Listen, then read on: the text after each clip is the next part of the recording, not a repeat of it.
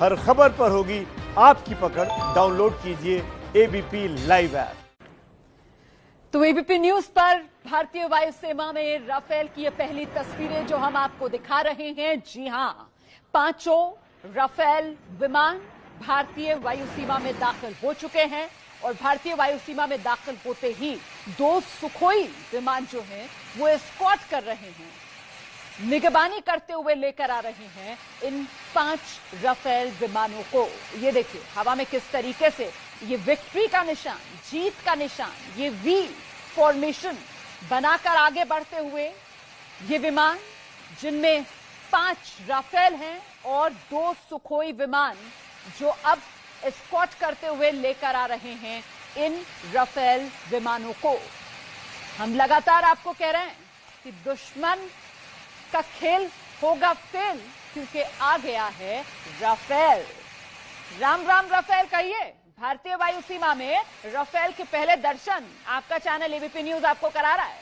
आइए सीधे आपको लेकर चलते हैं। मेरे साथ मेरे सहयोगी नीरज राजपूत इस समय मौजूद हैं। और नीरज, जो बात मैं पहले कह रही थी कि साहब जब पहली तस्वीर नजर आएगी इन राफेल विमानों की हवा में तो वो किस तरीके की फॉर्मेशन होगी, और फॉर्मेशन वही है जिसका देश को इंतजार, जीत वाला फॉर्मेशन, विक्ट्री वाला फॉर्मेशन, वो वी का साइन बनाते हुए हवा में आगे बढ़ते हुए ये 5 राफेल विमान और इनकी निगरानी में साथ साथ चलते 2 सुखोई भी।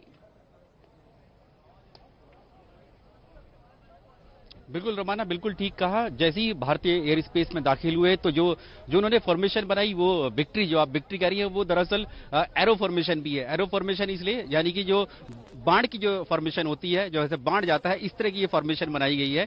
तो ये इसलिए बनाई गई है ताकि, क्योंकि गोल्डन एरोज नाम ही है इस स्क्वाड्रन का, जो 17 स्क्वाड्रन है राफेल की, उसका नाम ही है गोल्डन एरोज, यानी कि जो सुनहरे जो धनुष है, बाण है, उसके नाम पर ये गोल्डन एरोज नाम है। इसलिए इन्होंने इस तरह की फॉर्मेशन बनाई। इसको वी यानी विक्ट्री भी कह सकते हैं और एरो हेड फॉर्मेशन भी इसको कहा जाता है। तो ये बनाई है, यहां पर पहुंचने वाली है, जल्दी पहुंचने वाली है। अंबाला में बेसब्री से इंतजार किया जा रहा है। यहाँ के लोग यहाँ की उसकी सिर्फ गर्जना सुनना चाहते हैं, राफेल लड़ाकू विमान की, कि उसकी गर्जना कैसी होगी। और क्योंकि अभी इसमें मिसाइल और वेपन्स इंटीग्रेट नहीं किए गए थे, इसीलिए जो अल्दफ्रा एयरबेस से इनको जैसे ही भारत की एयर स्पेस में दाखिल हुए, हिंद महासागर में हुए, वहां पर जो भारतीय नौसेना की फ्लीट ने उनका आगवानी की और उसके बाद जो सुखोई फाइटर जेट्स हैं भारतीय वायुसेना के, वो उनको साथ लेकर आ रहे हैं, फ्लैंक करके लेकर आ रहे हैं, उनकी सुरक्षा के लिए लेकर आ रहे हैं और यहां पर कभी भी पहुंच सकते हैं। उसके लिए अभी भी हम लोग लगातार देख रहे हैं कि हेलीकॉप्टर्स यहां पर जो है अब उड़ान भर रहे हैं, वो इसीलिए कि सुरक्षित रहे एयर स्पेस राफेल लड़ाकू विमान के यहां पहुंचने और मुझे लगता है नीरज राजपूत, आपको जरा मौसम के बारे में भी जानकारी देनी चाहिए कि इस समय अंबाला में मौसम किस तरीके का है। अब मुझे देखिए रोमाना, पसीना आ रहा है, यहाँ पे धूप निकली हुई है। सुबह में जरूर ऐसा लग रहा था कि बारिश हो सकती है और मौसम को लेकर प्रेडिक्शन भी आने लग गई थी, लेकिन मैंने खुद देखा है यहाँ पर कि मौसम सुबह से ठीक ही है। इतनी हल्की धूप है, थोड़ी उमस ज्यादा है, इसलिए स्वेटिंग ज्यादा हो रही है। तो मौसम बिल्कुल साफ है फाइटर जेट्स के लिए। और फाइटर जेट्स के लिए रोमाना एक चीज और मैं बता दूं कि ऑल वेदर ये फाइटर जेट्स होते हैं, इनके लिए कोई ऐसा मायने नहीं रखता कि बारिश हो रही है या फॉग हो रहा है, ये लैंडिंग कर सकते हैं, इनको नीचे देखने की जरूरत नहीं पड़ती है। इनका जो राफेल का, जैसे कि हम लगातार कल से भी बता रहे हैं, पहले से भी बता रहे थे, लेकिन कल से बहुत ज्यादा बता रहे हैं कि किस तरह की जो इनके पायलट्स होते हैं वो किस तरह से ऑपरेट करते हैं, उनको नीचे देखने की जरूरत नहीं पड़ती है। उनके जो हेलमेट होता है उनके ऊपर सारी जो डिटेल्स आ जाती हैं कि कहां पर उनको लैंडिंग करनी है।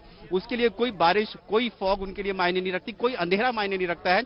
वो सिर्फ अपने स्क्रीन पर जो उनके लैटिट्यूड लॉन्गिट्यूड होता है उसके अनुसार चलते हैं और उसी से वो लैंडिंग करा सकते हैं। तो आसानी से लैंडिंग करा सकते हैं। अभी तो बारिश भी नहीं हो रही है, धूप निकली हुई है, हल्की हल्की धूप निकली हुई है, मौसम बिल्कुल साफ है।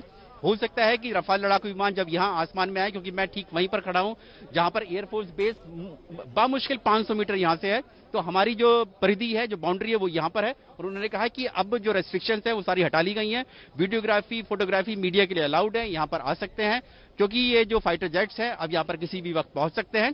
तो उसके लिए मौसम बिल्कुल साफ है, ये आप मानकर चलिए। वीडियोग्राफी, फोटोग्राफ्स जो हैं वो सबसे पहले एबीपी न्यूज पर ही दिखाई देंगे राफेल लड़ाकू विमानों की जब लैंडिंग होगी यहां अंबाला एयरबेस पे। अंदर किस तरीके की तैयारियां की जा रही हैं, हम सब ये जानते हैं कैसे अंबाला एयरबेस में एक खास पार्किंग एरिया, हैंगर्स जो बनाए गए हैं, उन तैयारियों के बारे में भी जरा दर्शकों को जानकारी दीजिए। बिल्कुल रोमाना, मैं बता दूं आपको कि मैं इस अंबाला एयर बेस के अंदर जा चुका हूं। जब तैयारी चल रही थी, जब गोल्डन एरोज नाम दिया गया था, मैं खुद इस एयर बेस के अंदर गया था।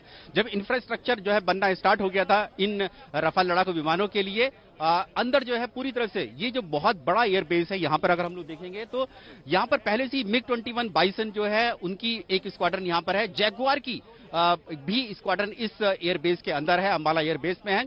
और अब क्योंकि MiG-21 की बाइसन की स्क्वाड्रन कम हो रही थी, तो इसीलिए यहां पर जो रफाल की जो एयरबेस रफाल की जो स्क्वाड्रन है उसको यहां पर तैनात किया गया। हालांकि पहले गोल्डन एरोज भटिंडा में हुआ करती थी पंजाब के, लेकिन अब इन रफाल लड़ाकू विमानों के लिए यहां पर शिफ्ट की गई है।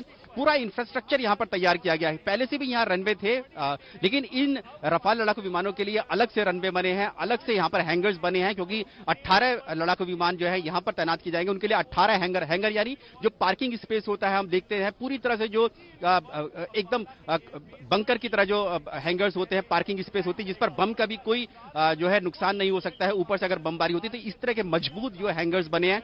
उसके साथ साथ जो सिमुलेटर्स है, सिमुलेटर्स यानी कि जहां पर ट्रेनिंग होती है, एक्चुअल में आप फाइटर जेट्स पर बैठने से पहले सिमुलेटर पर ट्रेनिंग लेते हैं, वो सारी जो इंफ्रास्ट्रक्चर है वो दसो कंपनी, जो फ्रांस की कंपनी जिसने रफाल तैयार किए हैं, उसी ने यहां पर तैयार किए हैं। करीब 250 करोड़ रुपए के लागत से इसके अंदर यहां पर इंफ्रास्ट्रक्चर तैयार किया गया है।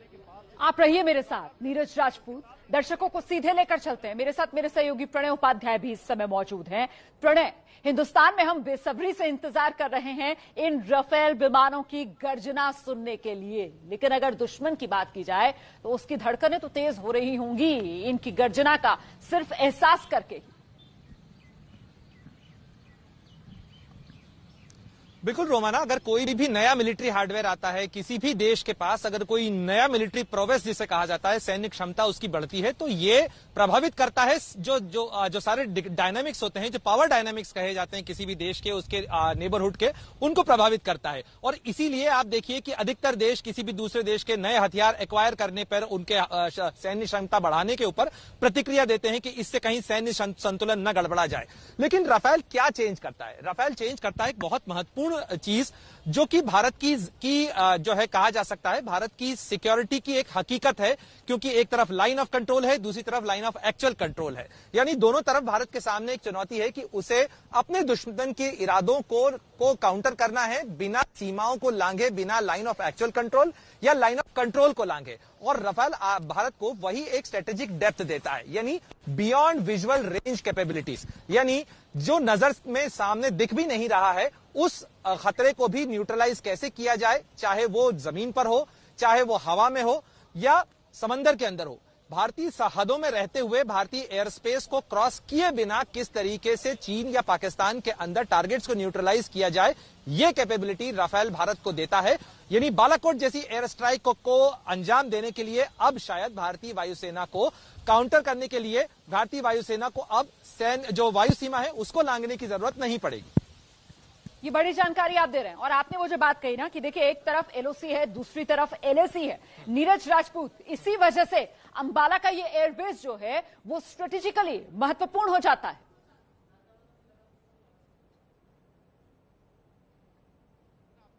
का बहुत ही सामरिक महत्व का ये मिलिट्री बेस है, एयरबेस नहीं मिलिट्री बेस है दरअसल ये जो अंबाला का जो बेस है। यहाँ पर भारतीय सेना यानी कि थल सेना की जो स्ट्राइक कोर है, खड़गा कोर है, वो यहाँ पर तैनात रहती है। उसको हेडक्वार्टर यहाँ पर है। यानी कि ये खड़गा कोर इसलिए है, स्ट्राइक कोर, कि दुश्मन की सीमा में हमला करना है, घुसकर उसको मारना है, तो उसके लिए ये स्ट्राइक कोर है जो कि जाएगी, दुश्मन की सीमा में जाएगी।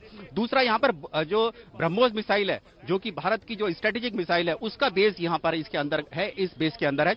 और साथ ही पहले से जैसे मैंने बताया MiG-21 बाइसन, जैगुआर भी है यहाँ पर, और अब रफाल लड़ाकू विमान यहाँ पर तैनात किए जाएंगे। तो बहुत ही स्ट्रेटेजिक ये बेस है अंबाला एयरबेस, और इसको वीरों की धरती कहा जाता है, क्योंकि यहाँ पर 1965 का युद्ध, 1971 का युद्ध, इसके अंदर जाएंगे तो आपको देखेंगे कि 1965 पे जब पाकिस्तान ने कोशिश की थी हमला करने की, उसके निशान यहाँ पर अभी भी हैं, जिसका बदला लिया फिर यहाँ पर जो भारतीय वायुसेना थी और थल सेना ने, दोनों ने बदला लिया था। यहीं से स्ट्राइक किया गया था, खड़गा कोर की तरफ से किया गया था, जो यहाँ पर तैनात थी उस वक्त। और चीन और पाकिस्तान दोनों ही, आपने बिल्कुल ठीक कहा, पाकिस्तान की दूरी बामुश्किल यहाँ से जो है 250 किलोमीटर होगी, क्योंकि अंबाला यहाँ से और उसके बाद तुरंत पंजाब शुरू हो जाता है, और अमृतसर की दूरी जो है यहाँ से बहुत कम है, 250 किलोमीटर से भी कम है यहाँ से। और चीन की दूरी भी ऐसी यहाँ से बहुत कम है, और इसीलिए रफाल लड़ाकू विमानों की जो पहली स्क्वाड्रन है वो यहाँ तैनात की गई। क्योंकि दोनों ही जगह यहां से, चाहे फिर वो एलओसी हो पाकिस्तान से सटी हुई या इंटरनेशनल बाउंड्री हो पाकिस्तान से सटी हुई, और लाइन ऑफ एक्चुअल कंट्रोल वास्तविक नियंत्रण रेखा पूर्वी लद्दाख खासतौर से यहां से बहुत पास में है। और इन फाइटर जेट्स के लिए तो दूरी भी बहुत कमी है, सुपरसोनिक स्पीड से जाते हैं, तो इसीलिए यहां पर स्ट्रेटेजिकली इनको यहां पर बेस किया गया है रफाल लड़ाकू विमानों को। अच्छा नीरज राजपूत, क्योंकि हम यहाँ पर स्ट्रेटेजिकली यहाँ बेस करने की बात का जिक्र कर रहे हैं अंबाला के एयरबेस पर, महत्वपूर्ण यह भी हो जाता है कि जो दो दुश्मन भारत के, एक तरफ पाकिस्तान दूसरी तरफ चीन, और पाकिस्तान की अगर बात की जाए तो फिर पाकिस्तान F-16 को लेकर इतराता है, चीन की अगर बात की जाए तो वो J-20 पर फख्र करता है। और इस बीच आपको ये तस्वीरें हम दिखा रहे हैं अंबाला एयरबेस, जो बात कह रहे थे नीरज राजपूत कि वहां पर इस समय हेलीकॉप्टर्स जो हैं वो हवा में उड़ रहे हैं, निगरानी रख रहे हैं। ये अंबाला की आसमान में हेलीकॉप्टर उड़ता हुआ आप देख रहे हैं। वहीं दूसरी तरफ भारत की वायु सीमा में राफेल विमानों की एंट्री हो चुकी है और कुछ ही देर में इसी तरीके की तस्वीरें आप अंबाला के आसमान से भी देखेंगे। एबीपी न्यूज ने वहां अपना कैमरा तैनात कर दिया है। मैं आपको बता दूं कि कंफ्यूज मत होइएगा, भारत की वायु सीमा में आप देख रहे होंगे इस समय 5 नहीं 7 विमान नजर आ रहे हैं। तो इसके बारे में जान लीजिए, ये 5 राफेल हैं और 2 सुखोई हैं। भारतीय वायु सीमा में दाखिल होने के बाद ये जो 2 सुखोई हैं वो स्क्वाड कर रहे हैं इन 5 राफेल विमानों को। एक बार फिर से आपको लेकर चलते हैं नीरज राजपूत के पास। नीरज, जो सवाल मैं पूछ रही थी वो यही कि पाकिस्तान F-16 पर इतराता है, चीन को कहीं ना कहीं मान अपने J-20 पर है, और ऐसे में अब भारत के पास आ रहा है बाहुबली राफेल। जरा बताइए दर्शकों को किस तरीके से इस खेल में भारत का पलड़ा अब भारी, भारत का पलड़ा अब भारी।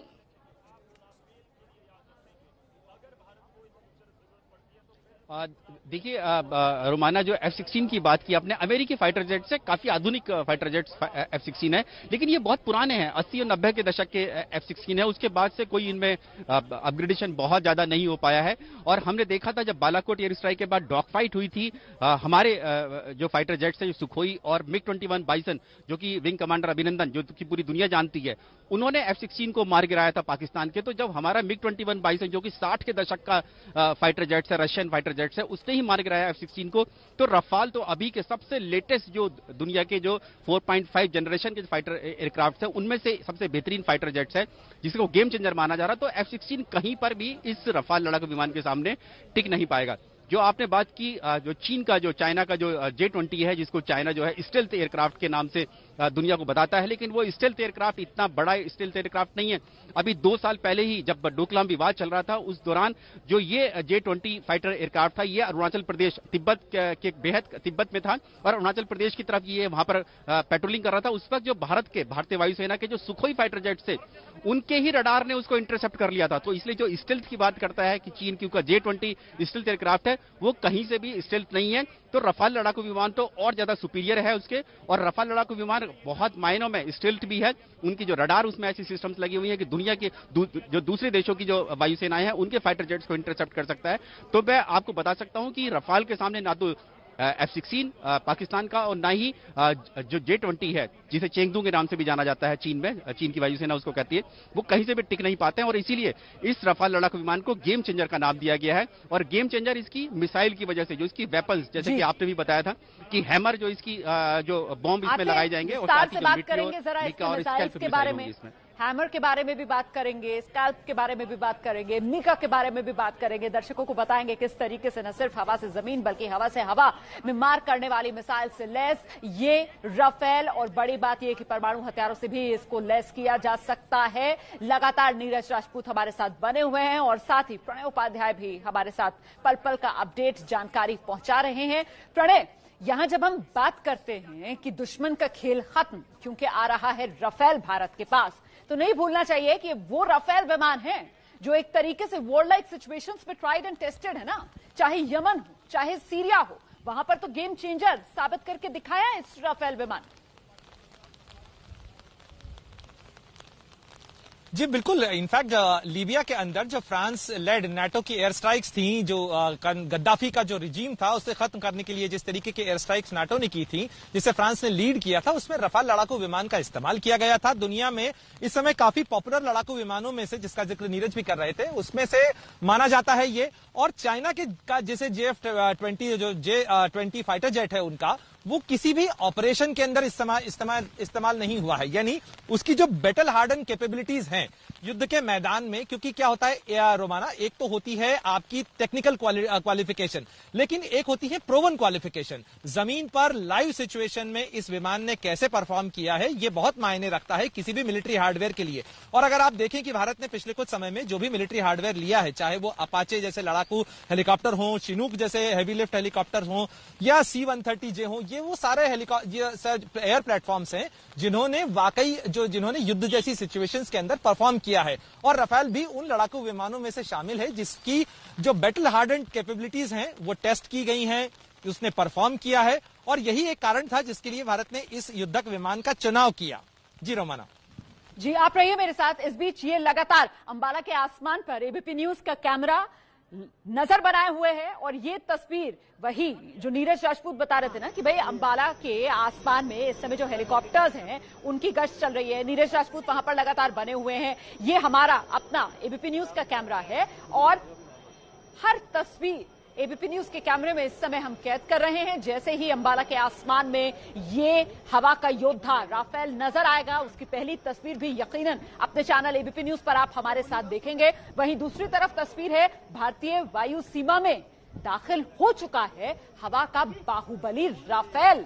इसीलिए तो दुश्मन की जो धड़कनें हैं वो तेज हो गई हैं, क्योंकि गर्जना कहीं ना कहीं इस राफेल की दुश्मन को डराती भी है, दुश्मन को कपाती भी है। हम सीधे आपको लेकर चलते हैं एक बार फिर से। नीरज राजपूत हमारे साथ लगातार बने हुए हैं। नीरज, जब हम बात कर रहे हैं राफेल की ताकत की, राफेल की क्षमता की, तो मुझे लगता है हमें दर्शकों को बताना चाहिए कि चाहे पेलोड का मामला हो या मैन्यूवरिंग का मामला हो, हर मामले में इस राफेल का दूर दूर तक कोई सानी नहीं है। नीरज, बिल्कुल रोमाना, बिल्कुल ठीक कहा। एक थोड़ी सी इंटरेस्टिंग, मैं इस रफाल लड़ाकू विमान की जो वेपनरी है, मिसाइल, उसके बारे में थोड़ा सा बताना चाहूंगा कि दुनिया जानती है कि उसमें मिटियोर मिसाइल है, स्कैल्प मिसाइल है, मेका मिसाइल है, ये सब तो है। लेकिन एक और चीज भी है, जो ये फाइटर जेट जो है रफाल, इसके अंदर जो फाइटर पायलट है उसमें जो इस तरह की तकनीक है कि अगर फाइटर पायलट अगर इधर बाई तरफ घूमता है, इस तरह से उसको लगता है कि बाई तरफ कोई दुश्मन का कोई फाइटर जेट आ रहा है या कोई और दूसरा हेलीकॉप्टर आ रहा है, तो वो जिधर इधर ऐसे घूमेगा लेफ्ट साइड में, तो जो उसकी मिसाइल होगी, जो लॉक होगी, वो उसी डायरेक्शन में लॉक हो जाती है। यानी कि उसको बटन दबाने की भी जरूरत नहीं, सिर्फ उसको देखना है दुश्मन के फाइटर जेट को इस तरह से बाईं तरफ, और वो लॉक हो जाएगी और मिसाइल अपने आप उसको तबाह कर सकती है। इसी तरह से अगर दाईं तरफ से कोई अगर फाइटर जेट आ रहा है दुश्मन का या कोई हेलीकॉप्टर आ रहा है, तो पायलट को सिर्फ, जो फाइटर पायलट है उसको कुछ नहीं करना, उसको सिर्फ अपनी ये गर्दन इस तरह से घुमानी है, क्योंकि कॉकपिट में बहुत ज्यादा घूमने की जगह नहीं होती, स्ट्रेच नहीं होता, लेग स्ट्रेच भी नहीं होता, तो सिर्फ उसको अपनी गर्दन ऐसे हेलमेट के साथ ऐसे घुमानी है, उसको देखना है ऐसे करके कि ये दुश्मन का फाइटर जेट है, और तुरंत वहीं पर मिसाइल जो है वो लॉक हो जाएगी और उसको मार सकती है। तो ये इस तरह की तकनीक जो है ये रफाल लड़ाकू विमान में है, इसीलिए इसको गेम चेंजर कहा जा रहा है। और अगर इसकी ताकत की बात करें तो इसमें जो हम लोग जानते हैं कि मिटियोर मिसाइल है, मिटियोर मिसाइल ऐसी है जो दुनिया की अब तक की जो बेहतरीन जो एयर टू एयर मिसाइल है, यानी कि हवा में लड़ाकर लड़ाई करनी है, डॉग फाइट करनी है, जैसे कि हमने बालाकोट एयर स्ट्राइक के बाद देखी थी, जो विंग कमांडर अभिनंदन थे वो पीछा करते हुए चले गए थे F-16 का, हालांकि मार दिया, तो उनका भी फाइटर जेट क्रैश हो गया। लेकिन इस मिटियोर मिसाइल से आपको पीछा करने की जरूरत नहीं है, 150 किलोमीटर पीछे से ही आप लॉक कर सकते हैं और दुश्मन के सीमा में जाने की जरूरत भी नहीं पड़ेगी, LOC या इंटरनेशनल बाउंड्री क्रॉस नहीं करनी, और आप वहीं से फायर कर सकते हैं। 150 किलोमीटर पर ही दुश्मन का जो फाइटर जेट है उसको तबाह किया जा सकता है।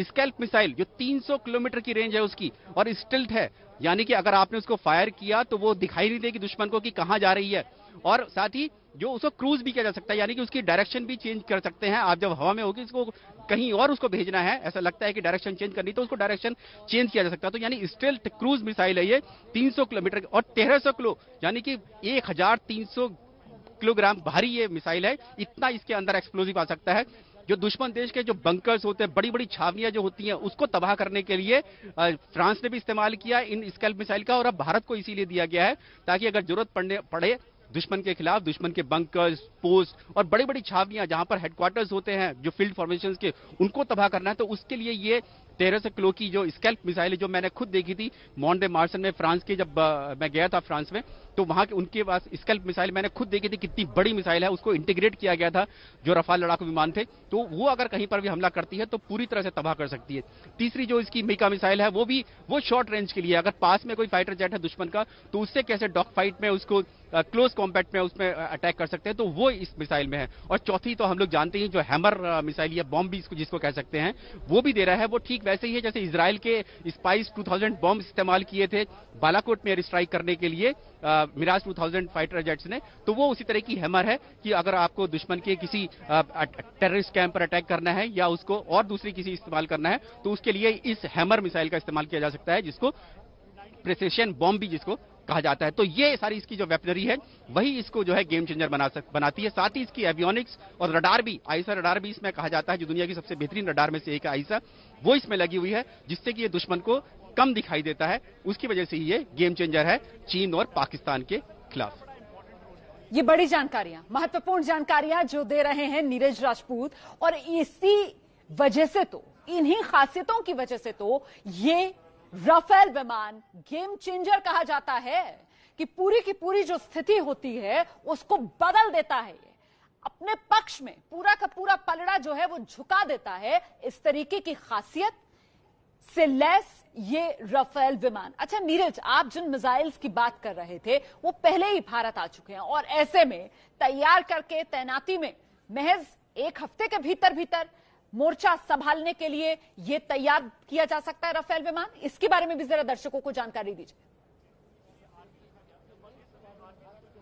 बिल्कुल रोमाना, देखिए हमें ये समझना पड़ेगा, पिछले साल अक्टूबर में दशहरा के मौके पर जब राजनाथ सिंह गए थे रक्षा मंत्री, तब ये रफाल फाइटर जेट जो थे ये भारत को दे दिए गए थे, लेकिन इन पर ट्रेनिंग चल रही थी। जो भारत के जो फाइटर पायलट्स हैं, जिसमें ग्रुप कैप्टन हरकिरत सिंह है और जो उनकी टीम है, जो हम लोग लगातार देख रहे हैं, 10 पायलट्स तो आ ही रहे हैं, अभी आ रहे हैं, तो उनकी ट्रेनिंग वहीं पर शुरू हो गई थी। और जो मिसाइल और वेपनरी है ये भी इसी जो डील का हिस्सा है, जो रफाल की डील हुई थी 59,000 करोड़ रुपए की वर्ष 2016 में सितंबर में, ये वेपन्स और मिसाइल्स ये दी दूसरी कंपनी ने, एमबीडीए ने दी है, लेकिन ये सिर्फ उनको वहां पर दे दिए गए थे, उनको बता दिया गया था कि ये डील का हिस्सा है।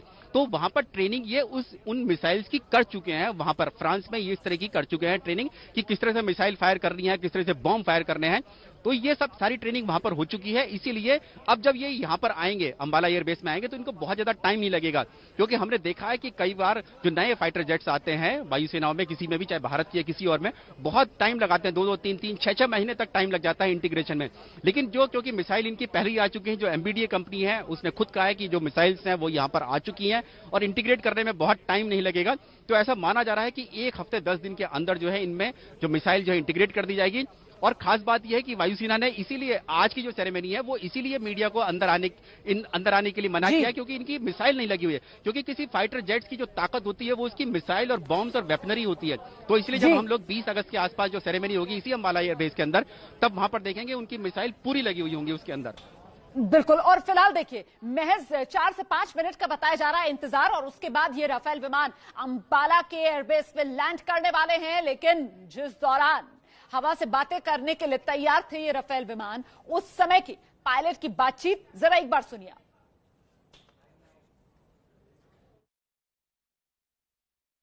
Indian naval warship Delta 63, welcome to the Indian Ocean. Naval warship Delta 63, Arrow Leader, many thanks. Most reassuring to have an Indian warship guarding the seas. Arrow Leader Delta 63, may you touch the sky with glory. Happy landings. Delta 63, Arrow Leader, wish you fair winds. Happy hunting, over and out. ये सुन रहे थे आप किस तरीके से स्वागत किया गया इन राफेल विमानों का, जिस समय भारतीय वायु सीमा में ये 5 राफेल विमानों का दस्ता दाखिल हुआ। और आइए जरा जल्दी से अब ग्राफिक्स के जरिए आपको राफेल की ताकत दिखाते हैं। राफेल की ताकत, राफेल की वो क्षमता जिसकी वजह से दुश्मन के पसीने छूट रहे हैं। इसकी ताकत को जब आप देखेंगे तो आप समझ जाएंगे कि आखिरकार क्यों दुश्मन की धड़कनें इस वक्त बढ़ चुकी हैं। इस एहसास के साथ ही कि भारत को मिल गया है ये हवा का सबसे बड़ा योद्धा बाहुबली राफेल।